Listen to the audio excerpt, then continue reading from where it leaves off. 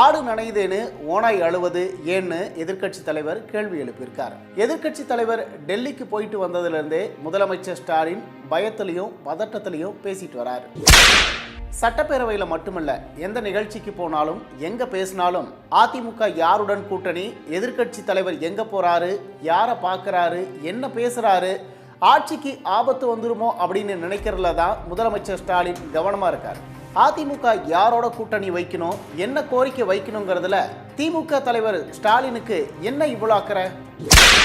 NEET தேர்வை பற்றி கோரிக்கை வச்சு கூட்டணி வைக்க முடியுமான்னு முதலமைச்சர் ஸ்டாலின் எதிர்க்கட்சி தலைவருக்கு சவால் விடுக்கிறார். நேருக்கு நேர் விவாதிக்க தயார்னு எதிர்க்கட்சி தலைவர் ஸ்டாலினுக்கு சவால் விடுத்ததை அவரும் அமைச்சர்களும் மறந்துட்டாங்களோ? காங்கிரஸ் கூட்டணியில் மத்திய அரசில் இருந்தப்போ கல்வியை மாநில பட்டியலுக்கு கொண்டு வந்தாதான் கூட்டணிக்கு வருவோம்னு திமுக ஏன் சொல்லலை? அப்படி ஒருவேளை திமுக சொல்லியிருந்தா இன்னைக்கு நீட் பிரச்சனையே இருந்திருக்காதே. அவ்வளவு ஏன் இன்னைக்கு கூட்டணியில் இருக்கிற காங்கிரஸ் கட்சிக்கிட்ட பேசி கர்நாடகாவில இருந்து தமிழ்நாட்டுக்கு தண்ணீர் விட்டாதான் கூட்டணியில் இருப்போம், இல்லைன்னா கூட்டணியை முறிச்சுக்குவோம்னு திமுகவால சொல்ல முடியுமா? அதுக்கு பதில் சொல்ல ஸ்டாலினுக்கு தைரியம் இருக்கா? ரகசியம் இருக்கு.